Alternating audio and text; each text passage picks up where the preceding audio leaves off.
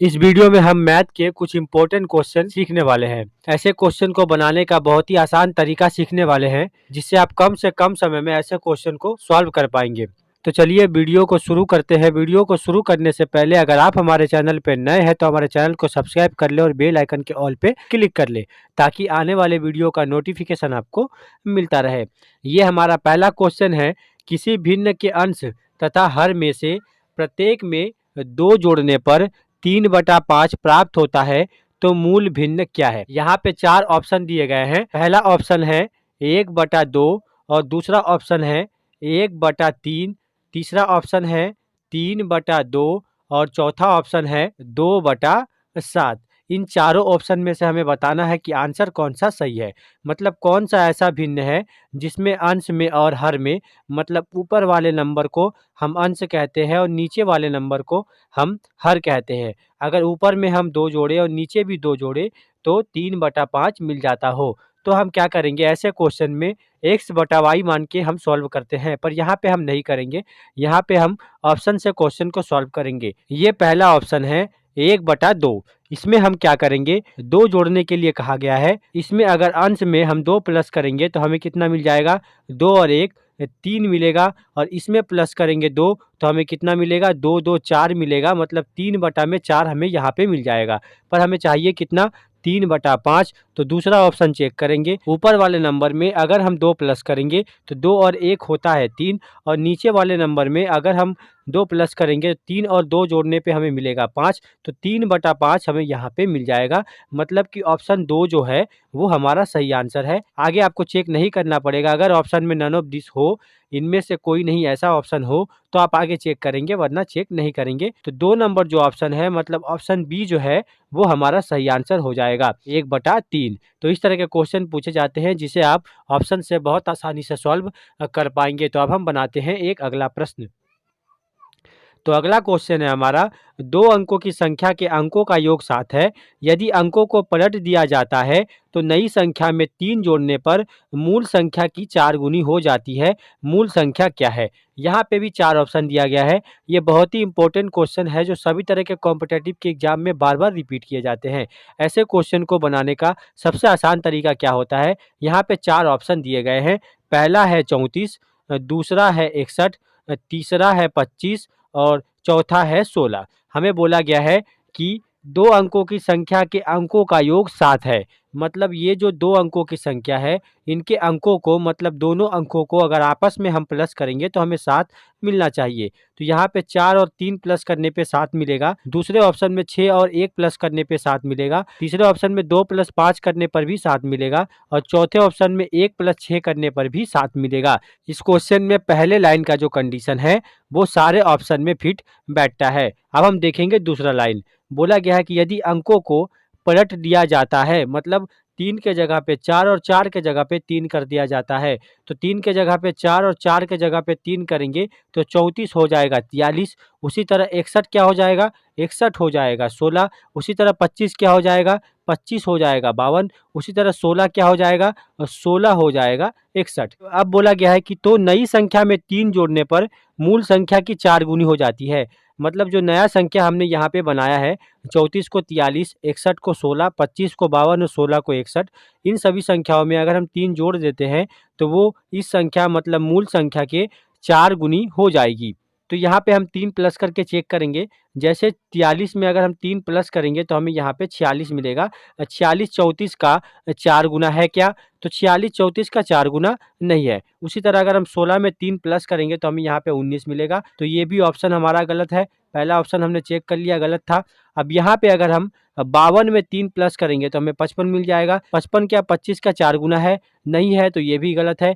उसी तरह 16 हमने निकाला है 61, 61 में अगर हम 3 प्लस करेंगे तो हमें यहाँ पे मिल जाएगा 64। देखेंगे आप, 16 चौका होता है 64, मतलब ये जो है ये मूल संख्या का 4 गुना हो चुका है। मतलब ऑप्शन 4 जो है, मतलब ऑप्शन डी हमारा सही आंसर हो जाएगा। 16 एक ऐसी संख्या है जिसके अंकों को पलटकर अगर उसमें हम 3 जोड़ दें तो मूल संख्या के 4 गुना बन जाती है। तो ये आंसर हमारा सही हो जाएगा। तो इस तरह के क्वेश्चन को आप ऐसे ऑप्शन से आसानी से सॉल्व कर सकते हैं। अब हम बनाते हैं एक अगला प्रश्न। इस क्वेश्चन में बोला गया है कि किसी परिवार में दादा दादी की औसत आयु 67 वर्ष है, माता पिता की औसत आयु 36 वर्ष है तथा 3 पोते पोतियों की औसत आयु 6 वर्ष है, तो परिवार की औसत आयु कितनी है। इससे पहले एवरेज वाले चैप्टर में इस तरह के क्वेश्चन को हमने सॉल्व करना सीखा है। अगर आपने एवरेज वाला चैप्टर नहीं देखा है तो प्ले लिस्ट में आपको पूरा एवरेज चैप्टर का वीडियो मिल जाएगा, वहाँ से आप देख सकते हैं। तो यहाँ पे दादा दादी मतलब 2 लोगों का औसत आयु दिया गया है, जो कितना है 67 है। तो यहाँ पे इन दोनों को अगर हम गुना कर देंगे तो हमें टोटल आयु मिल जाएगा दादा दादी की आयु का योग यहाँ पे हमें मिल जाएगा। तो 67 गुना 2 करेंगे तो हमें यहाँ पे मिल जाएगा 134। और बोला गया है कि माता पिता की औसत आयु 36 वर्ष है, मतलब माता पिता 2 लोग हैं तो 2 लोग का गुना करेंगे किसमें 36 में। तो यहाँ पे अगर हम 36 दूनी करेंगे तो हमें यहाँ पे मिल जाएगा कितना, यहाँ पे मिल जाएगा 72। उसी तरह बोला गया है कि 3 पोते पोतियों की औसत आयु, 3 लोग हैं तो 3 गुना करेंगे किसमें 6 में, तो हमें यहाँ पे मिल जाएगा 18। अगर हम इसे प्लस करेंगे तो 8 2 10, 10 4 14 का 4, हाथ में कैरी 1, 7 3 10, 1 11, 1 12 का 2, हाथ में कैरी 1 और 1 1 2, 224 मिल जाएगा। कितने लोगों की कुल आयु है ये है 3 2 5, 5 2 7, मतलब 7 लोगों की कुल आयु हमने निकाली 224 वर्ष। तो हम यहाँ पे क्या करेंगे, परिवार की औसत आयु पूछी गई है तो कुल परिवार की आयु कितनी है 224 है और कुल परिवार में लोग कितने हैं 7 है, तो 7 से इसे डिवाइड कर देंगे, 7 3 का 21, यहाँ पे बचेगा 14, 7 दूनी होता है 14, तो 32 वर्ष हो जाएगा पूरे परिवार की औसत आयु। ये हो जाएगा हमारा फाइनल आंसर, जो कि ऑप्शन बी में दिया गया है। तो ऑप्शन बी हमारा सही आंसर हो जाएगा। इस तरह का क्वेश्चन भी बार बार रिपीट किए जाते हैं। अब हम बनाते हैं एक अगला प्रश्न। इस क्वेश्चन में बोला गया है कि 15,000 की राशि पर 2 वर्षों के चक्रवृद्धि ब्याज तथा साधारण ब्याज के बीच 96 रुपये का अंतर है, तो वार्षिक ब्याज की दर कितनी है। 4 ऑप्शन दिए गए हैं। तो ऐसे क्वेश्चन को हम कैसे बनाएंगे, चक्रवृद्धि ब्याज में ऐसे क्वेश्चन को सॉल्व करने का एक शॉर्ट ट्रिक, एक शॉर्ट फार्मूला सीखा था। अगर आपने पूरा वीडियो नहीं देखा है, चक्रवृद्धि ब्याज के सभी पार्ट को आप प्ले लिस्ट में जाके देख सकते हैं। फॉर्मूला था हमारा डी इक्वल टू, डी मतलब होता है डिफरेंस, पी आर स्क्वायर बटा में 100 का स्क्वायर। अगर 2 वर्ष दिया गया है, 2 वर्ष के चक्रवृद्धि ब्याज और साधारण ब्याज का अंतर दिया गया है, तो आप इस फॉर्मूले से आसानी से क्वेश्चन सॉल्व कर सकते हैं। डी का मतलब डिफरेंस, पी का मतलब प्रिंसिपल और आर का मतलब रेट। डिफरेंस यहाँ पे कितना दिया गया है, डिफरेंस दिया गया है 96 रुपये का, तो लिखेंगे 96 इक्वल टू प्रिंसिपल है कितना 15,000, तो यहाँ पे लिखेंगे 15,000 गुना करेंगे, आर का स्क्वायर बोला गया है तो आर हमें निकालना है तो आर का स्क्वायर लिखेंगे, बटा में 100 का स्क्वायर मतलब 100 गुना 100, यही होगा 100 का स्क्वायर। यहाँ पे 3 जीरो से हम यहाँ पे 3 जीरो कटा देंगे तो हमें यहाँ पे क्या मिल जाएगा, यहाँ पे आर स्क्वायर और 15 है तो हमें यहाँ पे मिल जाएगा 15 आर स्क्वायर इक्वल टू 96 गुना 10 960। तो 15 से अगर इसे कटाएंगे तो 15 छक्का 90 होता है, यहाँ पे बचेगा 60, 15 चौका 60। आर का स्क्वायर होता है अगर 64, तो आर इक्वल टू कितना होगा, स्क्वायर यहाँ पे आके रूट में बदल जाएगा, 64 के ऊपर हम रूट लगा देंगे तो आर का मान हो जाएगा 8, 8 का स्क्वायर होता है 64, मतलब 8% हो जाएगा हमारा फाइनल आंसर, जो कि ऑप्शन सी में दिया गया है। तो ऑप्शन सी हमारा सही आंसर हो जाएगा। इस तरह के क्वेश्चन बार बार रिपीट किए जाते हैं। हमने इस वीडियो में उसी क्वेश्चन को सिलेक्ट किया है जो कई बार पूछे जा चुके हैं। तो अब हम बनाते हैं एक अगला प्रश्न। इस क्वेश्चन में बोला गया है कि एक आयत की लंबाई तथा चौड़ाई का अनुपात 3:4 है। यदि आयत का परिमाप 140 सेंटीमीटर है तो आयत की लंबाई सेंटीमीटर में क्या है। इससे पहले इस तरह के कई सारे क्वेश्चन हमने सॉल्व किए हैं।